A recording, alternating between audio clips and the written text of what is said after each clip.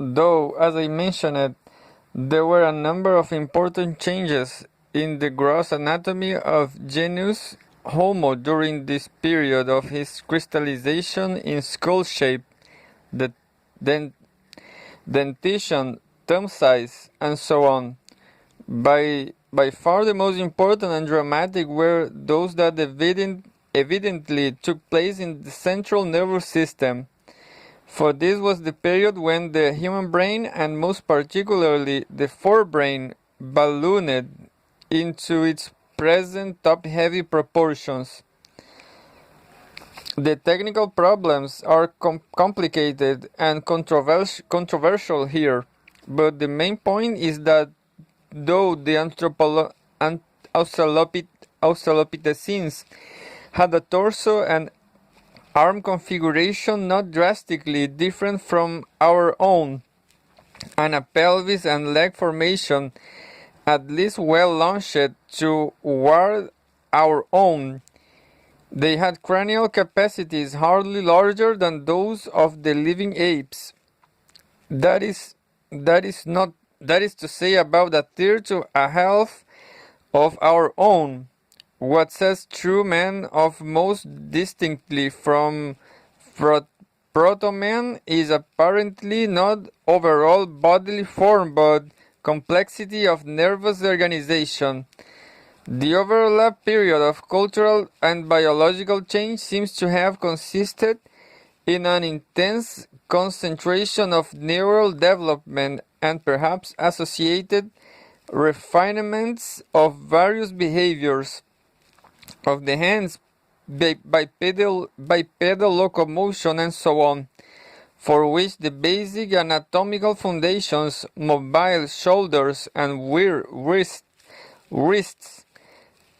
broadened ilium, and so on, had already been securely laid. If itself this is perhaps not altogether startling, but combined with what I have already said, it suggests some conclusions about what sort of animal man is that are, I think, rather far not only from those of the 18th century but from those of the anthropology of only 10 or 15 years ago.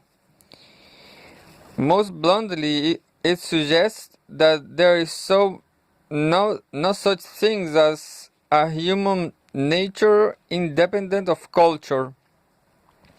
Men without culture will not be the clever savages of Golding, lords of the flies, thrown back upon the cruel wisdom of their animal instincts. Nor will they be the nature's noblemen of enlightenment, primitivism, or even, as classical anthropological theory would imply, intrinsically talented apes who had somehow failed to find themselves. They will be unworkable monstrosities with very few useful instincts, fewer recognizable sentiments, and no intellect. Mental basket cases. As our central nervous systems, and most particularly its crowning curse and glory, the neocortex, grew up in great part in interaction with culture, it is incapable of directing our behavior or organizing our experience without the guidance provided by systems of significant symbols. What happened to us is in the Ice Age is that we were obligated to abandon the regularity and precision of detailed genetic control over our conduct for the flexibility and adaptability of a more generalized, true, though of course no less real, genetic control over it, to supply the additional information necessary to be able to act. We were forced in turn to rely more and more heavily on cultural resources. and cultural sources.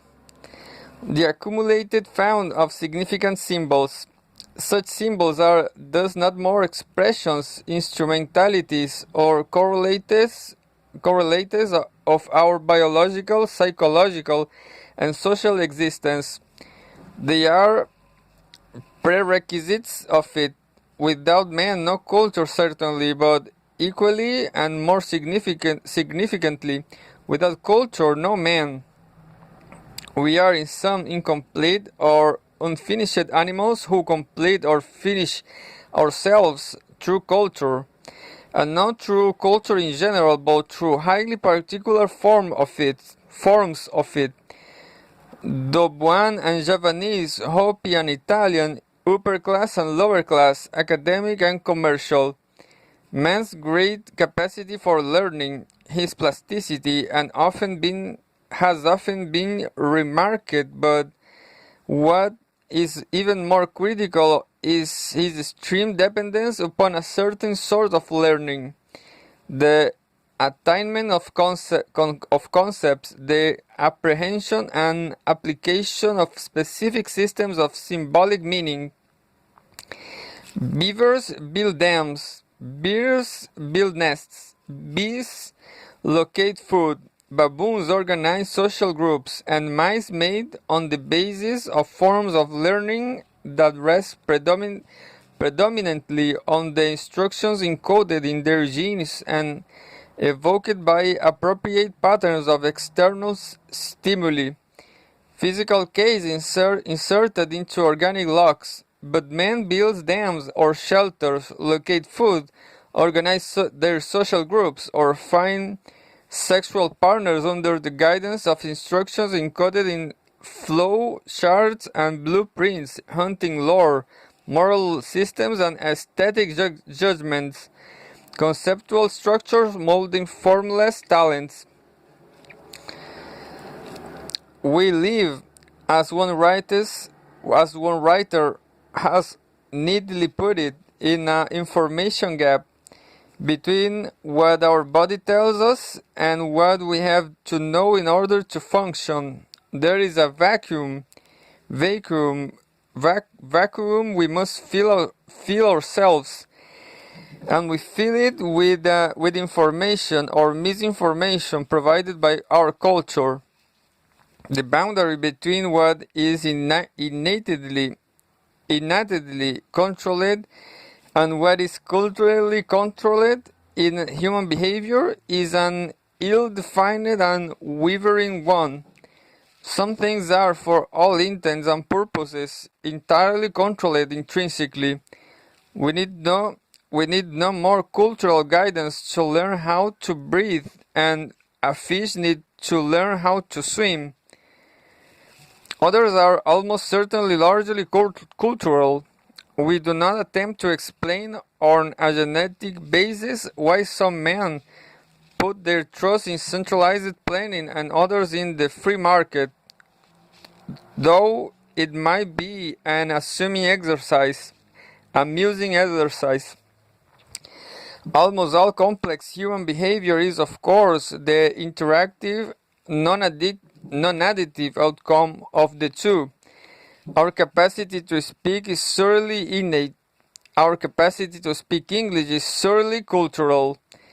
Smiling at pleasing stimuli and frowning at unpleasant ones are surely, in some degree, genetically determined. Even apes screw up their faces at notorious odors, but sardonic smiling and burlesque frowning are equally surely predominantly cultural, as is perhaps demonstrated by the Balinese definitions of a madman and someone who, like the American, smiles when there is nothing to laugh at. Between the basic ground plans for our life that our genes lay down, the capacity to speak or to smile, and the precise behavior we in fact execute, speaking English is a certain tone of voice, Smiling enigmatically in a delicate social situation lies a complex set of significant symbols under whose directions we transform the first into the second, the ground plans into the activity. Our ideas, our values, our acts, even our emotions are, like our nervous system itself, cultural products manufactured.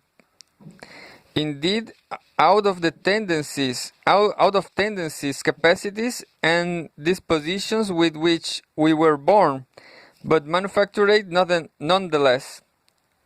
Charters are made of stones and glass, but it is not just stone and glass. It is a cathedral, and not only a cathedral, but a particular cathedral built at a particular time by certain members of a particular society. To understand what it means to perceive it for what it is, you need to know rather more than the genetic properties of stone and glass, and rather more than what is common to all cathedrals. You need to understand also, and in my opinion most critically, the specific concepts of the relations among God, man, and architecture that, since they have governed its creation, it consequently embodies. It is not different with man. They too, every last of them, are cultural artifacts.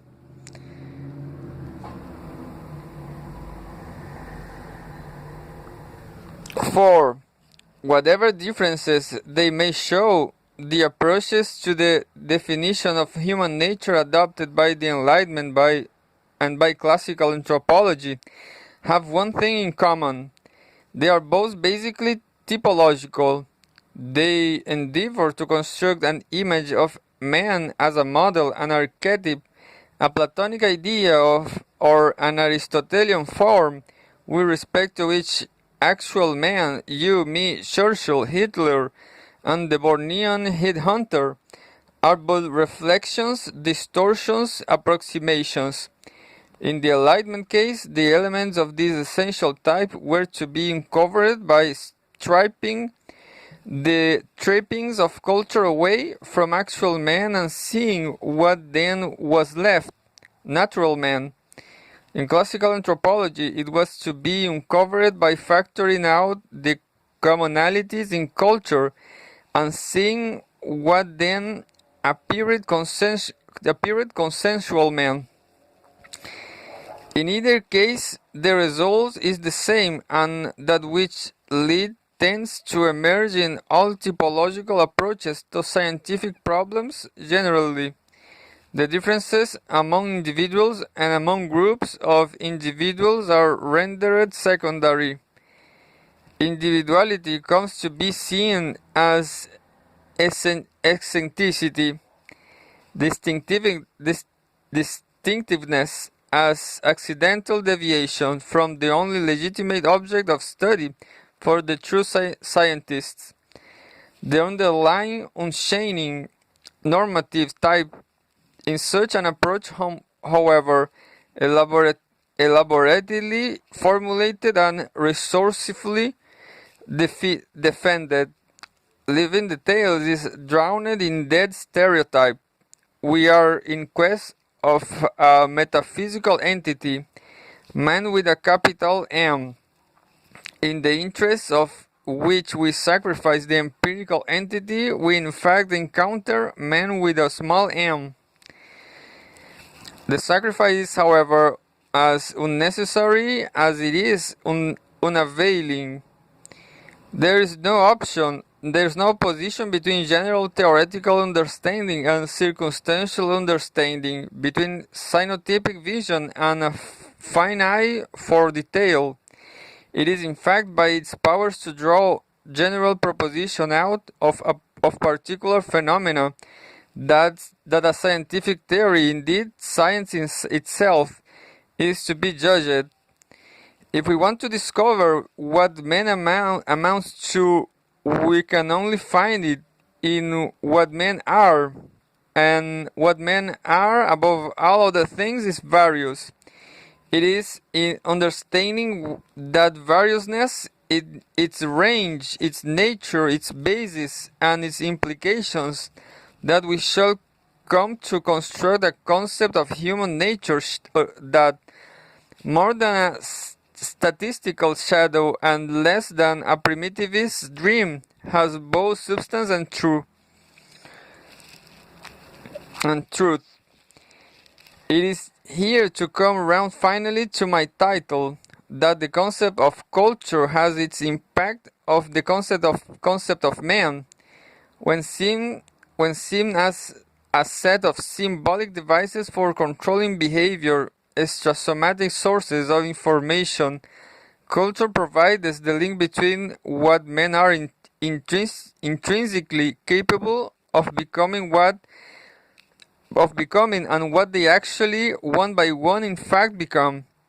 Becoming human is becoming individual, and we become individual under the guidance of cultural patterns, historically created systems of meaning in terms of which we give form, order, point, and direction to our lives. And the cultural patterns involved are not general but specific. Not just marriage, but a particular set of notions about what men and women are like.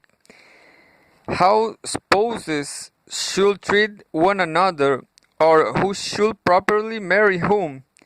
Not just religion, but belief in the wheel of karma, the observance of a month of fasting, or the practice of cattle sacrifice. Man is to be defined neither by his innate capacities alone, as the Enlightenment should sought to do, nor by his actual behavior alone, as much of contemporary social science seeks to do, but rather by the link between them, by the way in which the first is transformed into the second, his generic potentialities focused into his specific performances.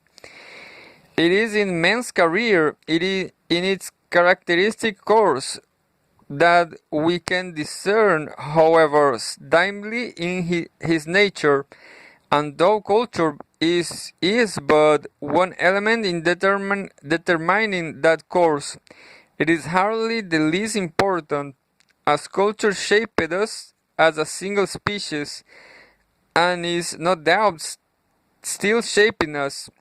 So too it shaped us as separate individuals. This neither an unchaining subcultural self nor established cross-cultural consensus in what we really have in common. Oddly enough, though our second thought perhaps not so oddly, many of our subjects seem to realize this more clearly than we anthropologists ourselves. In Java, for example, where I have done much of my work, the people quite flatly say, to be human is to be Javanese. Small children, bores, simpletons, the insane, the flagrantly immoral are said to be enduring Java, not yet Javanese.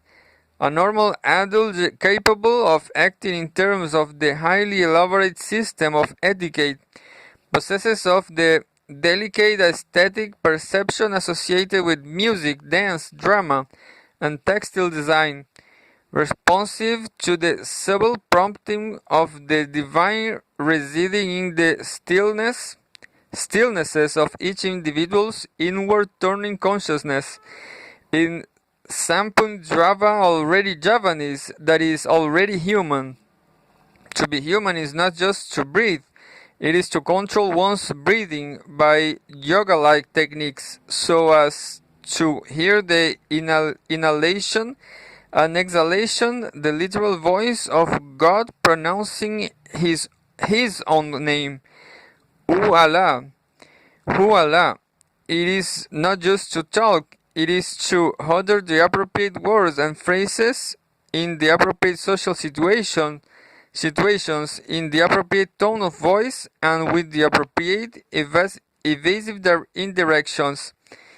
Indirection. It is not just to eat, it is to prefer certain foods cooked in certain ways and to follow a rigid table etiquette in consuming them. It is not even just to feel, but to feel certain quite distinctively Javanese and essentially untranslatable emotions. Patience, detachment, resignation, respect. To be human here is thus not to be every man. It is to be a particular kind of man. And of course, men differ. Other fields, the Javanese says other grasshoppers. Within the society, differences are recognized too. The way a rice peasant becomes human and Javanese differs from the way a civil servant does. This is not a matter of tolerance and ethical relativism, for not all ways of being human are regarded as equally admirable by far. The way the local Chinese go about it is, for example, intensely dispraised. The point is that there are different ways, and to shift the anthropologist's perspective now, it is in a systematic review and analysis of the Plains Indians' bravura, the Hindus' obsessiveness, the Frenchman's rationalism, the Berbers' anarchism, the Americans' optimism, to list a series of tags I should not like to have to defend as such, that we shall find out what it is or can be to be man.